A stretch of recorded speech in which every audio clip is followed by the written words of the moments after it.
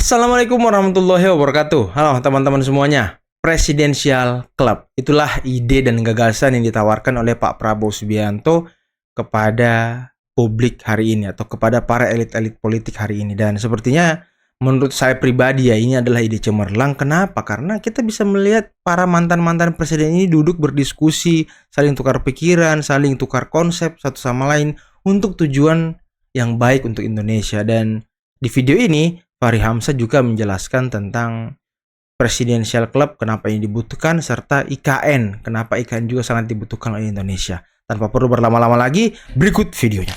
Nah, saya kira ide Presidential Club yang diajukan oleh Pak Prabowo itu adalah untuk secara sadar kita kelola elit secara baik. Di Amerika itu ada regulasi yang sangat serius tentang bagaimana mengelola elit Amerika, terutama mantan presiden Amerika itu. Ada institusinya, bahkan ada undang-undang tentang perpustakaan presiden Amerika. Kenapa? Karena negara berkepentingan seorang pemimpin tetap hadir sebagai contoh dari kenegarawanan yang baik itu. Nah, sehingga ini sekali lagi lubang ini yang mau ditutup oleh Pak Prabowo dengan mengajukan gagasan Presidential Club ala Indonesia tentunya, sehingga suatu hari nanti antara para presiden Indonesia dan para pemimpin Indonesia, khususnya presiden, ada tempat bagi mereka untuk menunjukkan kepada rakyat, kami bersatu, ada masalah berat kami bersama-sama. Bagus juga sih ya. Di Amerika itu kalau ada bencana misalnya, itu semua presiden hidup datang, ya kan, menyampaikan pesan kenegaraan supaya yang kaya membantu ya bencana, karena negara tidak sepenuhnya juga membantu, tetapi juga untuk tetap mengaktifkan ya kesetiakawanan sosial di dalam masyarakatnya. Pemimpinnya hadir bergandengan tangan, orang tepuk tangan semua. Pemimpin kita beda partai, beda aliran, itu tetap bersatu. Nah, yang begini-begini ini harus di-maintain, Bang, gitu. Saya kira ini yang mungkin menjadi gagasannya, sehingga memang ya penyatuan ini atau gagasan ini juga memang memerlukan 3 level pelaksanaan juga ya. Iya ya, mungkin sebagai contoh waktu bencana COVID kemarin, alangkah baiknya kalau 3 pemimpin negara sebelumnya itu bersatu, memberikan statement yang bisa menguatkan masyarakat, bahwa para elit ini bersatu untuk menyelamatkan para rakyat yang mungkin sedang terkena bencana COVID dan segala macam, berusaha untuk menyelamatkan Indonesia dari bencana ini. Itu keren banget sih, benar juga sih menurut Fahri Hamzah ya. Jadi idenya nanti selanjutnya gimana gitu. Kita jangan lupa, Bang, ini ada masalah hebat juga. Kita punya IKN sekarang. Sebenarnya IKN itu yang orang nggak tahu adalah lupa kita bahwa kita ini belum pernah membangun ibu kota. Belum pernah membangun kantor bagi lembaga negara, Bang. Belum pernah membangun tempat-tempat penting untuk merayakan keindonesiaan kita, kebangsaan kita. Itu belum ada, Bang. Ini semua sekali lagi tiba masa tiba akal. Kantor presiden itu adalah kantor gubernur jenderal Belanda, ya kan? Dan kantor dirut VOC, begitu ya. Kantor DPR kita ini kantor Konevo, Bang. Itu bukan kantor parlemen. Dan lain-lain lah. Ini semuanya sebenarnya tidak ada rencana gitu kalau kita bicara ini. Maka kita ada IKN sekarang, tanahnya luas, itu kita bisa merancang satu desain ya ibu kota yang penting bagi seluruh rakyat Indonesia untuk suatu hari dia datang ke ibunya dan menemukan inilah kita gitu. Nah, ini sebagai penutup di bagian pertama saya pengen jelaskan gini, Bang. Kalau kita mengambil contoh negara-negara yang agak ideal mendesain negaranya itu, kenapa Amerika sekarang menjadi superpower dan memimpinnya sampai hari ini, Bang ya. Itu karena dia mendesain ibu kotanya itu secara serius gitu. Jadi ibu kota Amerika itu ada 2 bagian, Bang. Bagian pertama yang disebut Memory of the Nation, bagian kedua disebut dengan The Brain of the Nation. Memory of the Nation itu adalah museum dan tempat pusat-pusat pengetahuan yang siapapun anak orang Amerika datang ke situ, dia tahu inilah bangsaku. Ada museum orang Indian, ada museum orang Asia, ada museum orang Afro-Amerika, ada perpustakaan terbesar di dunia di situ. Itu yang dia puter, anak-anak seluruh Amerika datang berwisata. Jadi saya kalau ada orang mengkhawatirkan sepinya IKN, Bang, ya, menurut saya keliru karena dia belum paham ini bahwa suatu hari IKN itu akan menjadi tempat yang dikunjungi oleh seluruh anak Indonesia apabila kita mendesainnya secara baik. Mau lihat sekarang ini kan kalau kita lihat Indonesia paling hebat di mana, Bang? Taman Mini yang dibangun oleh Ibu Tin, ya kan? Sebagai ikhtiar inisiatif pribadi beliau lebih banyak begitu, bukan didesain untuk satu konsep politik tertentu gitu. Nah, Iya sih, kalau kita lihat desain dari ibu kota ya, dari IKN itu keren banget teman-teman. Ada Garudanya. Wah, pokoknya bener sih, kayaknya IKN nanti ini jadi tujuan wisata juga kayaknya teman-teman ya, untuk foto-foto, dokumentasi dan segala macam. Wedding ya kan, kalau aja bisa wedding di sana ya kan.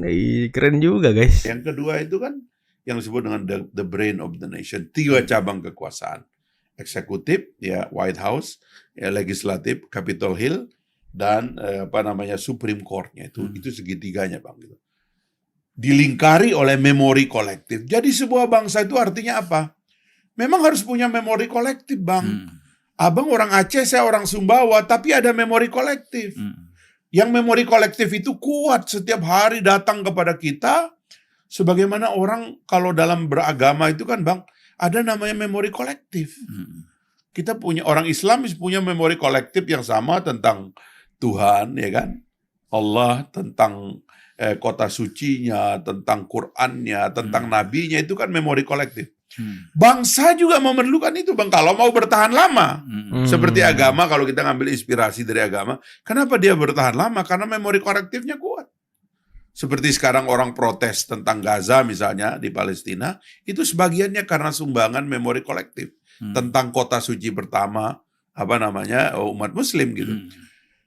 Nah, yang pertama itu harus ada, Bang. Itu yang menurut saya itu nanti harus didesain di IKN sehingga seluruh anak bangsa ini kalau datang ke IKN, oh segini Indonesia ya. Oh. Sehingga nanti itu dalam kasus Presidential Club itu usul saya, di samping istana itu harus dibikin seperti wisma bagi para mantan presiden, Bang. Mantan presiden kita ini jangan terbengkalai. Setelah berkuasa 10 tahun begitu hebat, ya kan? Ya Pak Harto dulu saya sedih betul ngelihatnya itu. Setelah berkuasa 30 tahun itu tiba-tiba dia dikurung di cendana, nggak boleh keluar kan. Kita presiden kita ini ada yang berkuasa 10 tahun, ada yang berkuasa 10 tahun maksimal begitu ya. Setelah itu hilang. Dia harus punya tempat, Bang. Kalau di Prancis itu ada apartemen bersamanya. Dia tinggal di situ, terima tamu di situ.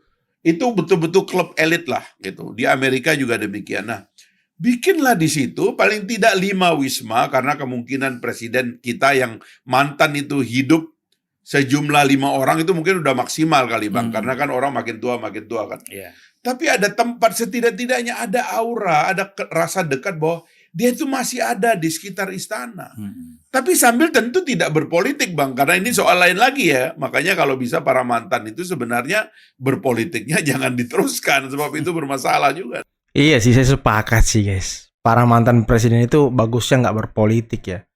Dia tergabung dalam sebuah presidential club yang independen, yang memang betul-betul memikirkan dan merancang dan merumuskan dan mendiskusikan tentang apa-apa yang harus dilakukan untuk mencapai tujuan-tujuan tertentu seperti Indonesia Emas 2045 dan Indonesia Maju, teman-teman ya. Dalam pengertian terlalu teknis begitu. Nah, IKN itu ada, Bang, yang gitu-itu. Nanti kemudian eksekutif, legislatif, yudikatifnya juga di situ. Jadi hal-hal beginilah, Bang, yang saya terus terang saya pikirkan dari dulu. Memang banyak lubangnya, Bang. Lubang ini belum kita tutup. Inilah yang menjelaskan kepada kita kenapa kita was-was dengan para politisi kita, dengan elit kita. Kok kayak kalau yang itu sama yang ini kok nggak ketemu ya, dan nggak ada jalan ketemu ya. Kok kayaknya keras hati semua ya. Kok kayaknya benci banget begitu. Yang itu pasti benci sama itu dan nggak bakalan ketemu. Kalau ada acara kenegaraan, ditelepon sama ajudannya. Kalau yang ini datang, yang ini pasti nggak mau datang. Ini mesti kita hentikan, Bang. Inilah presidential club itu. Iya, iya. Kita mesti hentikan. Karena ini turunnya ke bawah jelek, Bang. Padahal kan itu acara negara ya. Acara negara. Dan padahal kalau ada acara pesta perkawinan, mereka bisa datang bareng-bareng. Bisa datang kadang-kadang. Yang negara enggak. Enggak, negara enggak. Itu pun kalau pesta perkawinan pun, Bang, dia tunggu. Dia keluar dulu tuh, jangan sampai ketemu. Kayak gitu-gitu. Saya ngalamin. Kucing-kucingan ya. Nah, ini saya kira, Bang, inilah karena ide Pak Prabowo itu dari awal dengan Pak Jokowi adalah rekonsiliasi, ya kan, dan alhamdulillah itu di-approve oleh rakyat hampir 60%, dan dengan rekonsiliasi inilah kemudian beliau ingin menyatukan elit, dan mudah-mudahan setelah itu Indonesia bisa ngambil bagiannya atau ngambil gilirannya, Bang, dalam memimpin peradaban umat. Iya sih teman-teman ya. Indah banget gitu kalau kita lihat para pemimpin-pemimpin negeri ini rukun, rutin berdiskusi, rutin berbicara satu sama lain, memberi masukan, memberikan catatan-catatan terhadap apa-apa yang menjadi program-program presiden yang sedang menjabat. Itu kan enak banget dilihatnya gitu. Jadi rakyat juga ya punya rasa, wah ini kita bakal menjadi maju nih. Sekarang kan kalau kita lihat elit-elit kita berantem sana sini, teriak sana sini, ndak di TV, ndak di mana, apalagi di TV, di debat kusir sana sini. Jadi apa? Kita ngelihatnya tuh, ya kita kapan majunya gitu? Kita hanya disibukkan dengan hal-hal yang seperti ini, pertontonan seperti ini. Apalagi TV-TV kan ya memang seperti video sebelumnya, TV-TV memang selalu mengundang orang-orang yang statement-statementnya itu bisa membuat viral lah dalam tanda kutip ya. Dan ini sepertinya bukan pendidikan politik yang baik bagi masyarakat. Ya, saya pribadi juga seperti itu melihatnya teman-teman ya. Dan ide President's Club ini memang sangat baik ya. Tadi sudah dijelaskan secara gamblang, secara rinci oleh Bung Fahri Hamzah, dan ya saya pikir ini adalah ide yang cemerlang, ide yang luar biasa teman-teman ya. Dan ya mungkin cukup sekian dulu video kali ini. Jangan lupa like, subscribe, dan share videonya. Semoga kalian tetap sehat. Akhir kata, bila taufiq wal hidayah. Wassalamualaikum warahmatullahi wabarakatuh. Bye-bye.